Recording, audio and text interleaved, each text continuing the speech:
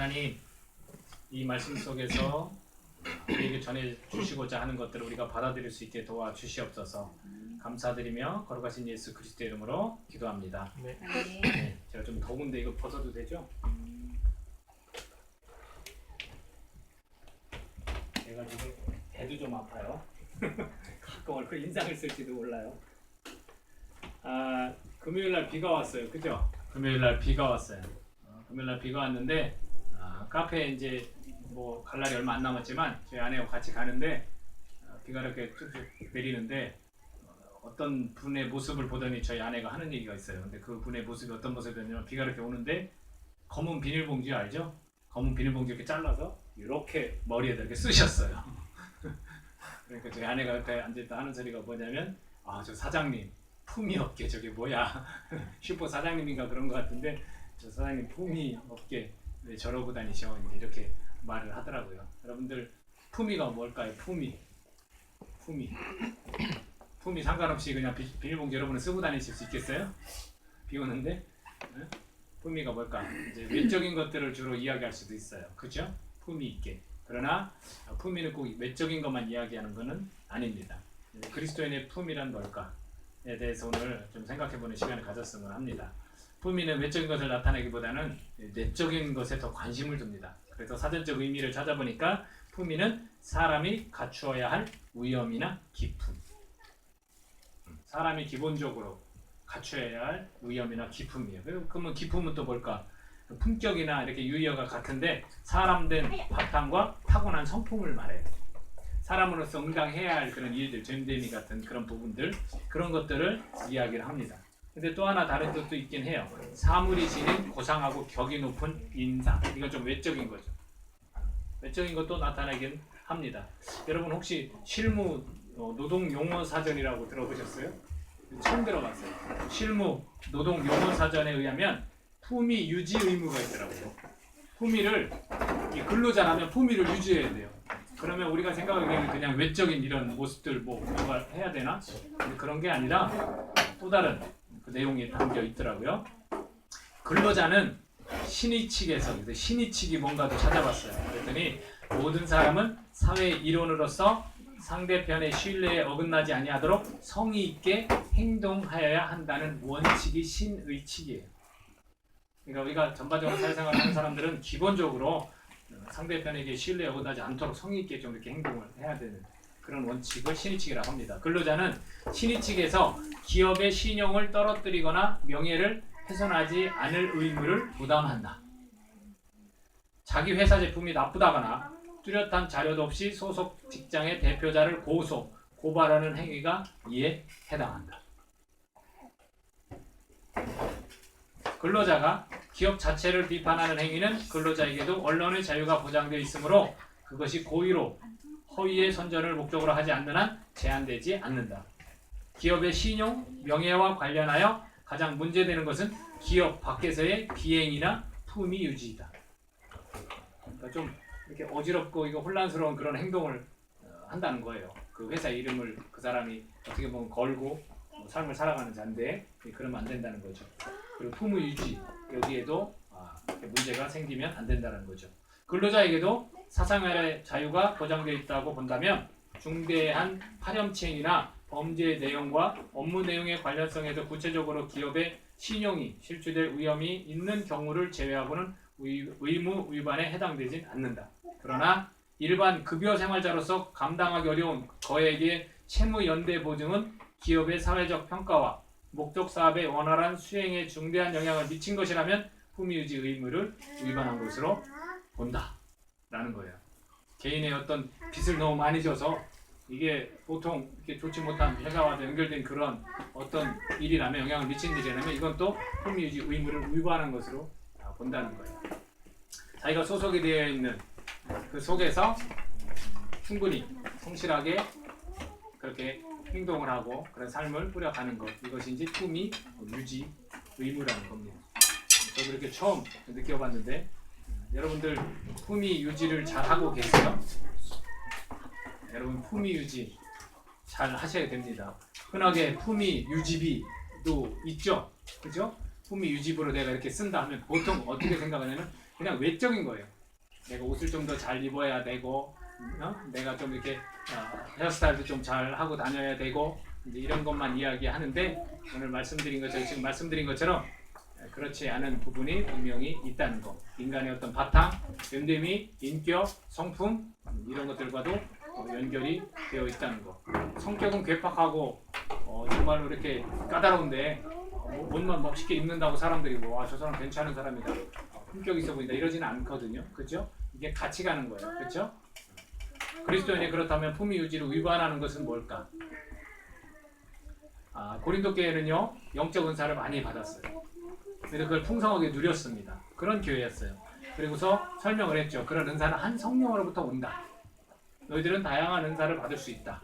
지난 시간에 이야기를 했어요. 근데 그들이 문제가 되었던 거는 그거는 이 영적 은사를 가지고 교회의 그 질서를 어지럽게 하는 그런 기폭제가 된 것으로 보인다는 겁니다. 영적 은사를 받았지만 그것 때문에 교회가 혼란스럽고 어지럽고 파당이 생겼습니다. 그 파당을 만드는 모습, 우리가 다음 시간에 다룰 그 말씀 중에 이런 표현이 이것을 잘 표현해주고 있습니다. 성령의 다양한 은사를 뭐라고 설명했냐면 한 몸으로 설명을 해요. 성령의 다양한 은사를 한 몸으로 설명을 하는데 12장 21절에 보니까 눈이 손더러 내가 너를 쓸 데가 없다 하거나 또한 머리가 발더러 내가 너를 쓸 데가 없다 하지 못하리라.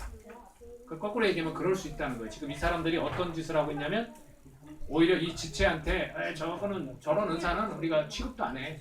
저건 은사도 아니야 라고 한다든지, 야 적어도 이런 은사는 받아야지.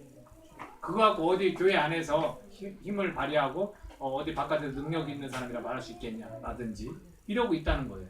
또 12장 25절에 보니까 몸 가운데서 분쟁이 없고 오직 여러 지체가 서로 같이 돌보게 하셨느니라. 그러니까 이런 표현을 왜 썼냐고요. 그들 안에는 그리스도의 몸은 하나인데 분쟁이 있었던 거죠. 그 속에서 여러 지체가 이렇게 같이 있는 건 누구는 조금 그 은사에 관해서라든지 아니면 그들의 성품에 관해서라든지 이런 부분에서 조금 못 미치거나 조금 못할 수도 있어요. 근데 그렇게 되어진 거는 서로 돌보라고. 쉽게 얘기해서 잘난 사람도 있고 좀 못난 사람도 있다는 거예요. 그런 사람들이 한 몸을 이루는 게 교회의 공동체인데 그러지 못한 모습이 그들에게 있었다는 거죠.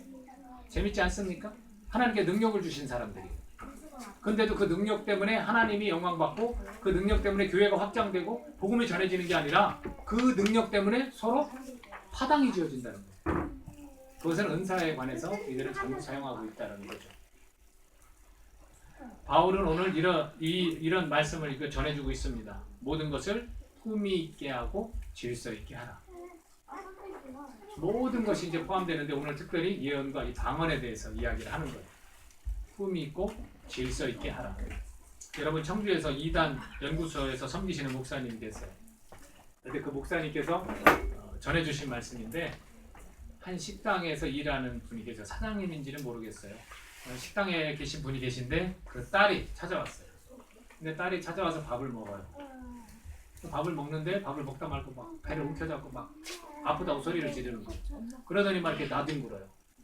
그러는 중에 이 식당 안에서 식사를 하던 한 분이 오더니 그러니까 학생이에요. 청년인데 그 학생 배 위에다가 손을 얹더니 방언을 막 하기 시작해요. 그러니까 이 학생이 막 나뒹굴고 아파 죽는다고 소리 지르더니 멀쩡해요. 그러니까 사람들이 막 쳐다봤겠죠. 그리고 특히 놀란 게 누구였냐면 엄마가 이제 놀랐겠죠. 이 사람들이 누군지 아세요? 신천지 이단이에요. 연극을 한 거예요. 딸이 엄마를 포교하기 위해서 전도라는 목적으로.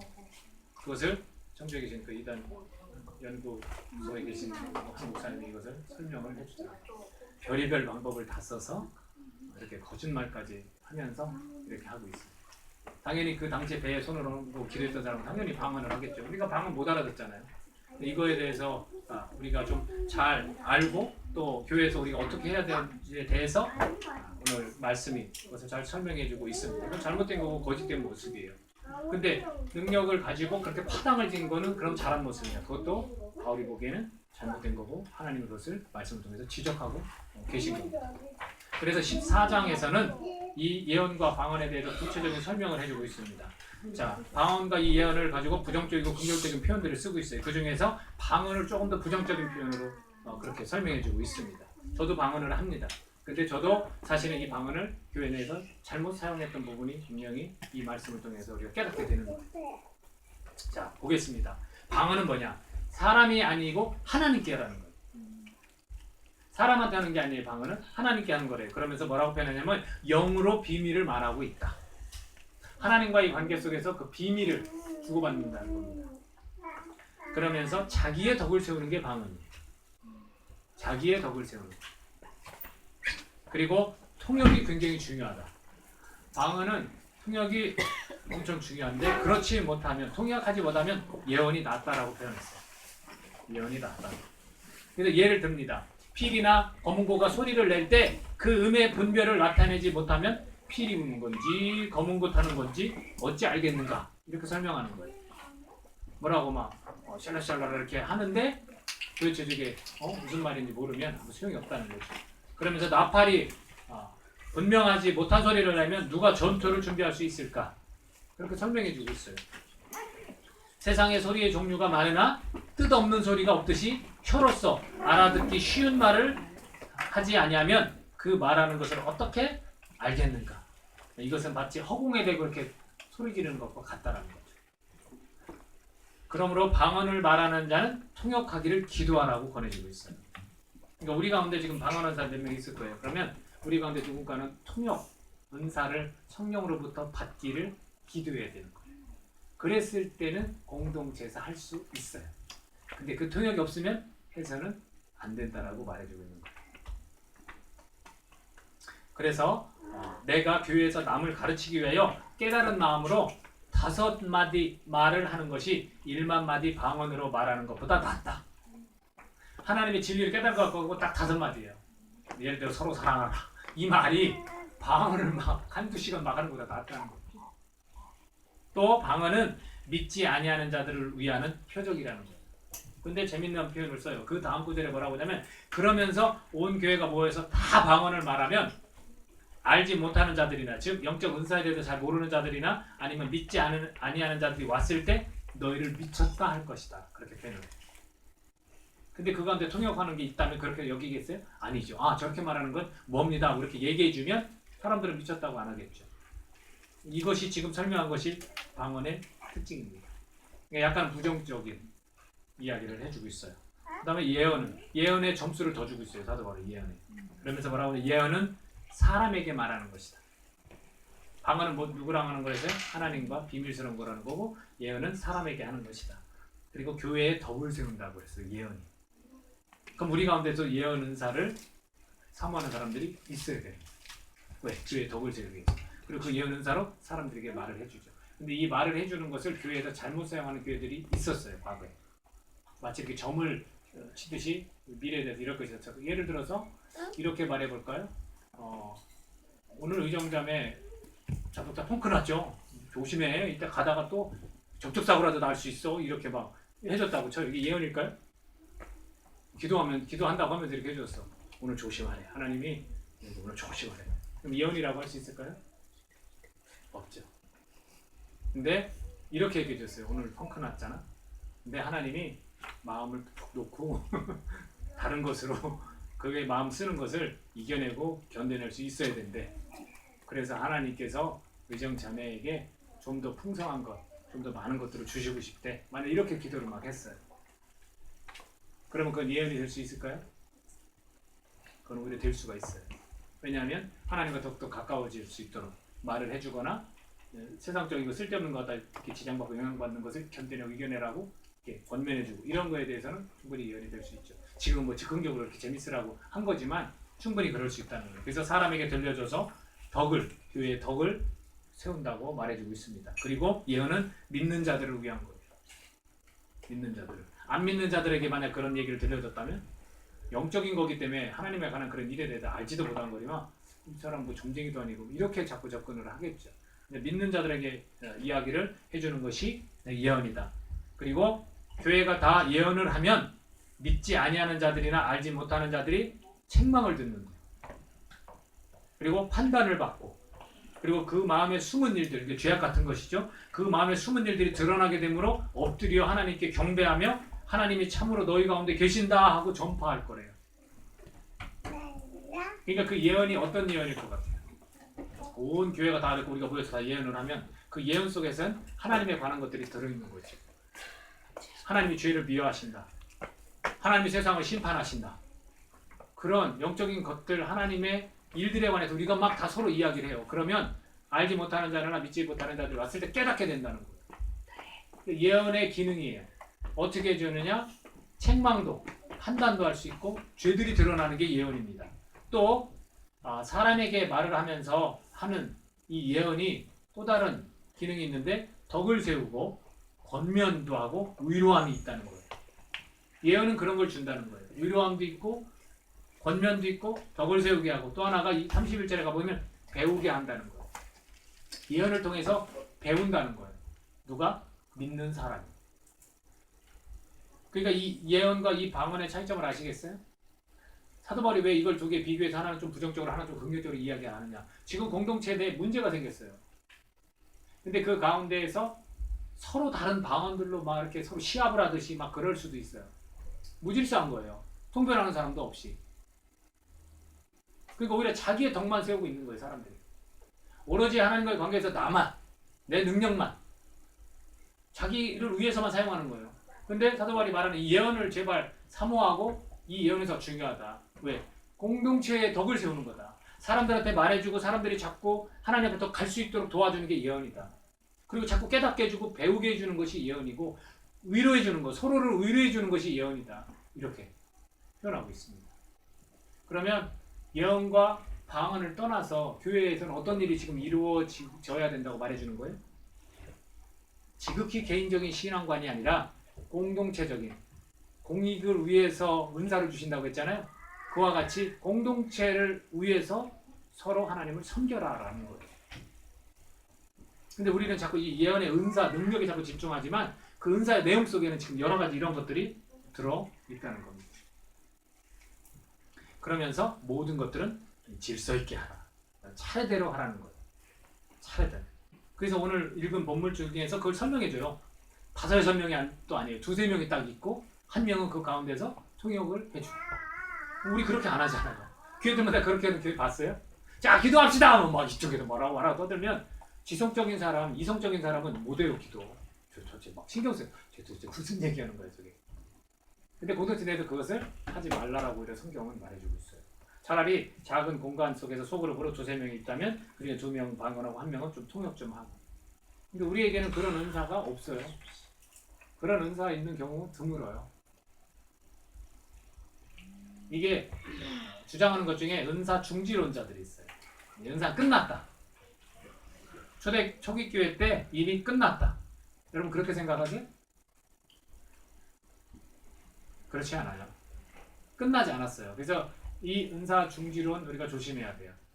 은사는 끝나지 않았어요. 그래서 유명한 신학자들이 있어요.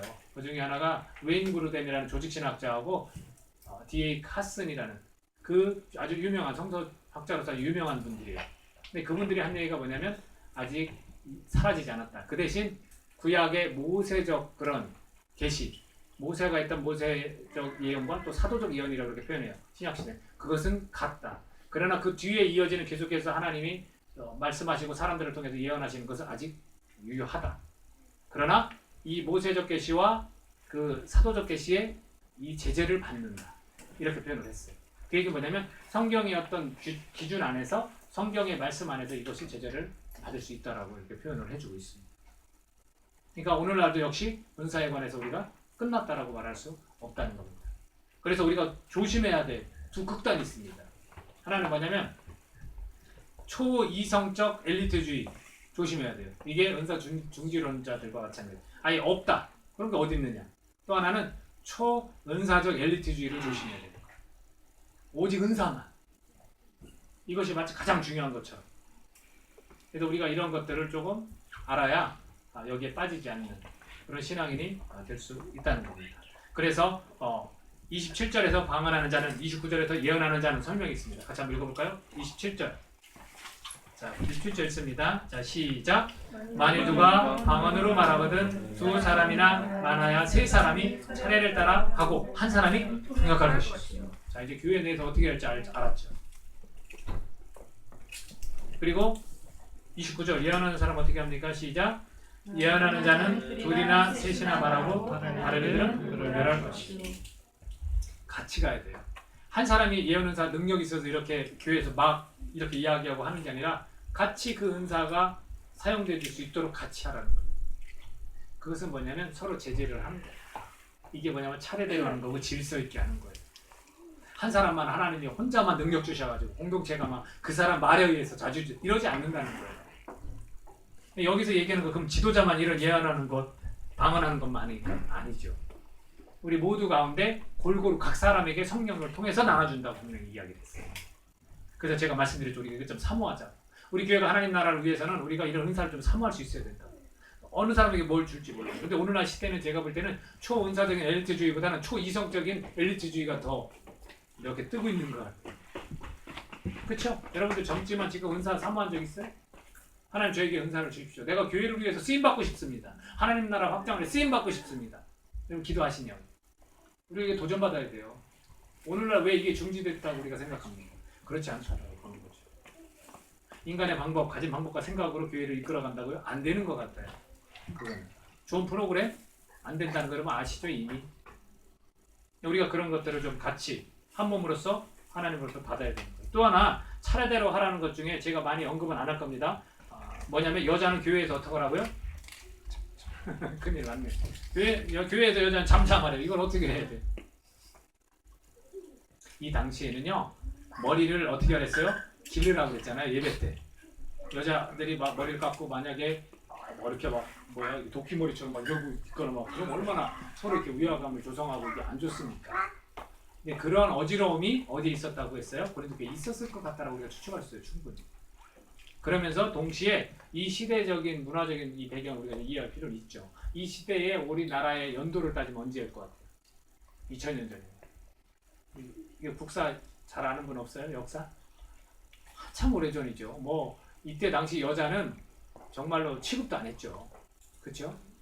사람으로 취급도 하는 그런 부분이 있어요. 그러다 보니까 교회에서 제발 잠잠하라, 떠들지 마라 이렇게 말할 수 있었던 그 시대이기도 합니다. 그 오늘날 이거를 그대로 적용해야 되나? 그렇지는 않아요. 하지만 원리는 사용할 수 있어야 돼요. 뭐냐면 하나님이 정한 그 기준 있잖아요. 말씀드렸던 그 질서, 그건 어긋나면 안 돼요. 그러니까 여기서 표현했듯이 만약 무엇을 배우려거든 집에서 자기 남편에게 물어라 라는 건 뭐냐면 남편을 자꾸 세워주고 그 남편이 교회에서 충분히 하나님과의 좋은 관계를 맺을 수 있도록 협조자로서 옆에서 도와서 나중에 남편한테 이걸 물을 수 있고 그럴 수 있어야 된다는 겁니다. 그러면서 이들에게 이런 표현을 쓰죠. 하나님의 말씀이 너희로부터 난 것이냐? 또는 너희에게만 임한 것이냐? 영적인 은사를 가지고 함부로 말하는 그 사람들에게 주는 메시지. 그러면서 37절에서 만일 누구든지 자기를 선지자나 혹은 신령한 자로 생각하거든 내가 지금 너희에게 주는 이 글을 하나님의 명령인 줄 알라. 그냥 단순히 니네들이 편지처럼 받아들이지 말고 이게 하나님의 명령이다 라는 거죠. 그러니 이 공동체에서 이 말을 들었을 때 얼마나 많이 놀랐겠습니까? 자기는 정말 신령한 사람인 줄 알았어요. 나는 선지자처럼 정말 이렇게 쓰임받구나 이런 줄 알았는데 막상 뚜껑을 열어보니까 그 은사가 중요한 게 아니라 그 은사를 해야 될 그 기능들, 다른 사람들의 덕을 세워주고 그 공동체가 하나 되어지는 그런 일들에 내가 쓰임받아야 되는구나라고 깨달았을 거란 거죠. 그래서 우리가 질서 있게 차례대로 하는 것도 여자가 자매들이 교회에서도 마찬가지로 남자들이 자꾸 일을 할 수 있도록 남자들이 하나님 앞에서 두 손을 높이 들고 기도할 수 있도록 도와줄 수 있어야 된다는 거예요. 그러면서 26절에 가서 이렇게 표현합니다. 같이 한번 읽어볼까? 26절. 자, 시작. 그런즉 형제들아 어찌할까? 너희가 모든 모일 때에 각각 찬송시도 있으며 가르치는 말씀도 있으며 계시도 있으며 방언도 있으며 통역함도 있나니 모든 것을 덕을 세우기 위하여 하라. 모든 것 지금 예배를 드리고 있는 것 같아요. 그렇죠? 그럼 우리 안에도 지금처럼 찬송, 말씀, 계시, 방언, 통역함이 다 있다. 그러나 이런 것들이 예배 속에서 진행되어지고 너네들이 공동체에 모일 때 이 모든 것들은 다 무엇을 위해서 하라는 거예요? 덕을 세우기 위해서. 덕을 세우기 위해서. 이것이 곧 하나님을 향한 것이 되어야 하며 이것이 곧 하나님이 주신 은혜 속에서 우리가 서로를 향한 것이 되어야 한다는 겁니다. 그러면서 아까 부정적으로 방언에 대해서 약간 이야기한 느낌이 나지만 39절에 가보면 같이 읽어봅니다. 39절. 자, 시작. 방언도 그런즉 내 형제들아 예언하기를 사모하며 방언하기를 금지하지 말라. 왜 그럴까요? 왜 모두 해야 될까요? 방언은 자기 유익을 위해서 하셔야 되는 것이고, 교회에서 우리가 해야 될 일이 생기다면 통역할 수 있는 은사를 구해야 되는 것이고, 또 예언을 왜 하도록 우리가 사모해야 됩니까? 교회의 덕을 세우기 위해서 사람들에게 위로와 권면과 깨달음과 책망과 이러한 것들을 하기 위해서 해야 됩니다. 그러니까 GNG 교회에도 이런 예언하는 은사를 받은 분들이 있었으면 좋겠습니다. 그리고 개인의 유익을 위해서도 방언도 물론 할 수 있으면 좋을 거예요. 자, 그리스도인의 품위는, 우리들의 품위는 뭡니까? 방언과 예언이라는 것으로 볼 때 우리의 그리스도인의 품위는 뭐냐면 공동체, 즉 교회의 덕을 세우기 위해서 품위를 지켜야 하는 겁니다.